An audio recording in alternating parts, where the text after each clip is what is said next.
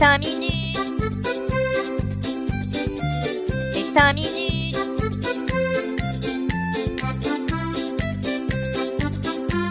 Les 5 minutes du coin. Bonjour à tous et bienvenue pour ce nouvel épisode des 5 minutes du coin.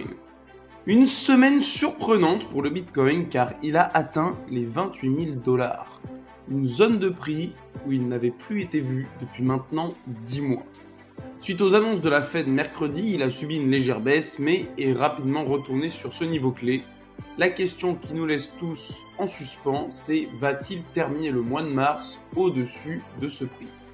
En tout cas, le Fear and Greed Index termine la semaine sur une valeur de 61 dans le grid, ce qui nous présage des bonnes choses pour la fin du mois, sachant qu'on a essuyé de nombreuses mauvaises nouvelles et que le Bitcoin a tenu bon.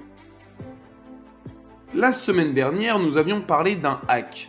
Jusque-là, rien d'anormal, vous allez me dire. On en voit à peu près 5 par jour dans la crypto. Sauf que là, pour une fois, les hackers seraient prêts à négocier avec l'entité hackée, c'est-à-dire Euler Finance. Et ça arrive déjà beaucoup moins souvent. Des hackers qui d'ailleurs avaient déjà fait parler d'eux pour leur singularité, car suite au message désespéré d'un utilisateur ayant perdu 79 ETH suite au hack, ça représentait toute sa fortune selon lui, les hackers lui avaient renvoyé 100 ETH en mode Robin des Bois. C'est via un message inséré dans une transaction on-chain sur une adresse appartenant à Euler qu'ils ont entamé la discussion. Euler a répondu en donnant des moyens privés pour discuter et depuis, plus aucun message à l'horizon. Les protagonistes doivent sûrement être en train de s'arranger dans l'ombre tranquillement ensemble. Les ordinals font encore parler d'eux. Vous savez les fameux NFT de la blockchain Bitcoin qui, pour le moment qu'on se le dise, ne peuvent servir à rien mis à part être collectionnés. La marketplace NFT Magic Eden, un des concurrents les plus sérieux à OpenSea, vient d'intégrer les ordinals. Il est donc désormais possible d'acheter et de vendre des NFT en Bitcoin sur leur site. C'est d'ailleurs assez intéressant pour les flippers, c'est-à-dire ceux qui achètent et vendent des NFT dans le but de faire des gains, car il n'y a pour le moment pas de royalties appliquées sur les échanges, car ils ne disposent pour le moment pas des moyens techniques pour les collecter. Franchement, si j'avais un Bitcoin entier, j'irais pas le claquer dans un ordinal d'Igods, mais bon, après, chacun ses goûts. Allons maintenant au Nigeria, où là-bas, la clairvoyance des habitants devrait inspirer nos dégènes français, car là-bas, ce qu'ils veulent, c'est avant tout du Bitcoin.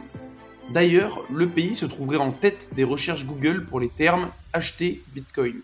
Face à une telle demande, on comprend que certains sautent sur l'occasion pour proposer des moyens d'acheter du BTC. C'est le cas de MetaMask qui, avec l'aide de Consensus et MoonPay, intègre à son wallet crypto un moyen pour acheter du Bitcoin. Le gros avantage, c'est qu'il n'y a pas besoin de passer par un CEX, c'est-à-dire un exchange centralisé, car actuellement dans le pays, acheter du Bitcoin, c'est très fastidieux. Vous devez passer par un exchange centralisé, et le problème, c'est qu'environ 90% des tentatives d'achat de crypto se voient refusées, parce que le pays souhaite que les gens ils utilisent la CBTC et non pas des cryptos, donc en fait les banques bloquent les transactions. L'initiative devrait donc permettre de diminuer le pourcentage de refus d'achat de crypto-monnaies, mais également de réduire les frais de transaction et rendre l'achat beaucoup plus simple. En gros, c'est tout bénef, plus qu'à stacker des sats, mes copains nigériens. Quittons le continent africain pour nous rendre aux USA, et plus précisément dans l'état du Texas, là où il y a des danseurs de country, des cow-boys, mais surtout là où ils sont ultra, méga, giga crypto-friendly. On le sait, le Texas contient une grosse proportion de mineurs de Bitcoin, environ 25% des mineurs de tous les États-Unis, et les États-Unis, on sait que ça représente quasiment 50% du minage mondial, donc au Texas, il y a du monde qui mine. Et c'est pourquoi le membre de la Chambre des représentants du Texas, Cody Harris, a décidé qu'il fallait les protéger.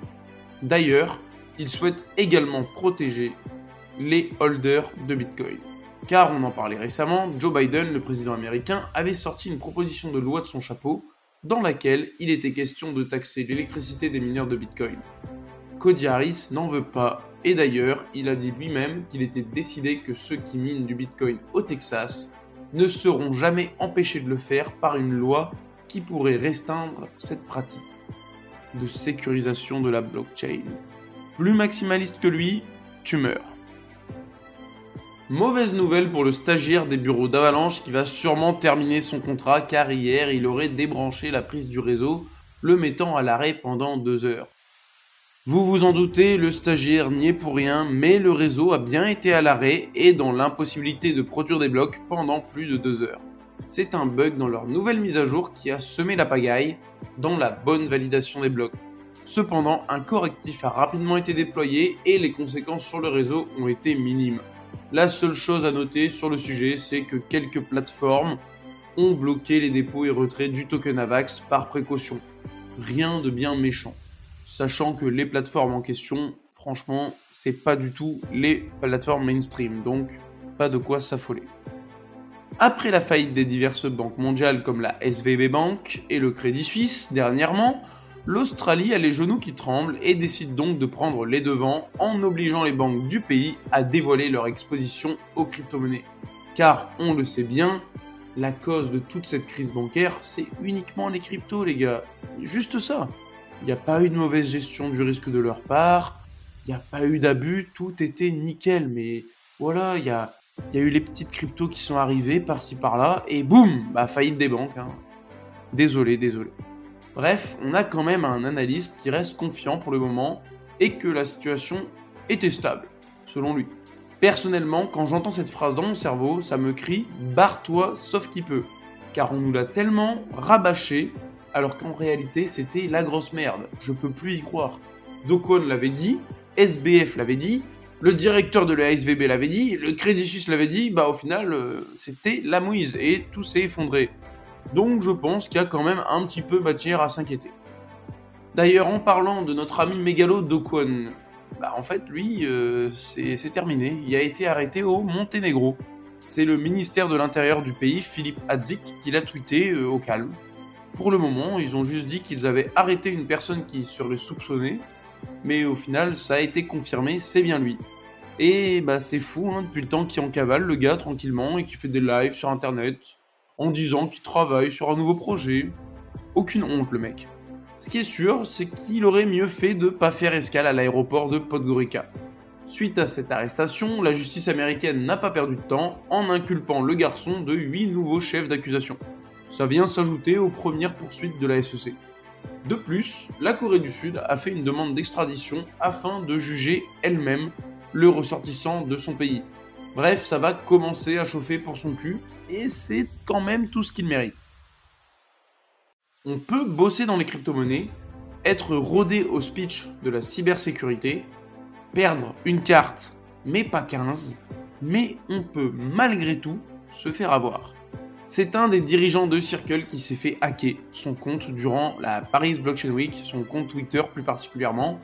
Donc le hacker a pris contrôle du compte et s'est alors mis à faire la promotion de sites qui devaient soi-disant rémunérer les holders du SDC. Franchement, tu vois une des grosses têtes du projet qui tweet ça sur son compte officiel, à aucun moment tu te dis que ça va être une arnaque. Ça nous prouve encore une fois que sur internet, faut savoir vraiment se méfier de tout. Le problème a tout de même été rapidement résolu et les tweets douteux ont été supprimés du compte Twitter bien évidemment.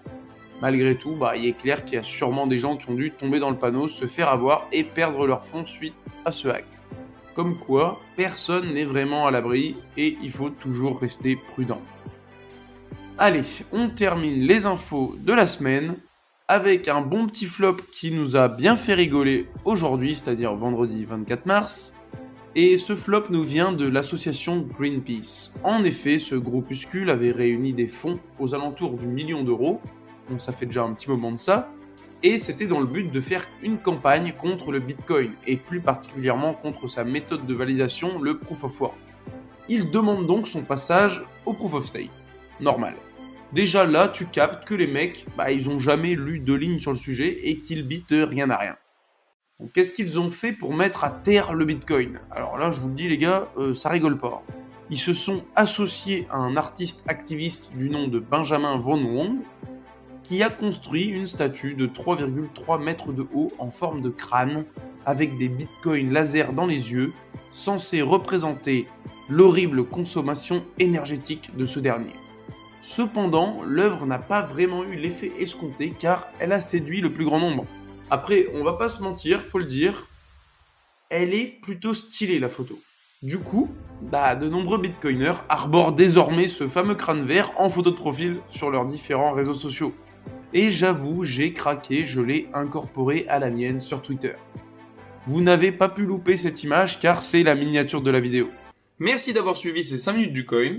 Si ce condensé de l'actualité vous a plu, n'hésitez pas à me suivre ici et sur Twitter. Bonne journée à tous et surtout, hold on for dear life!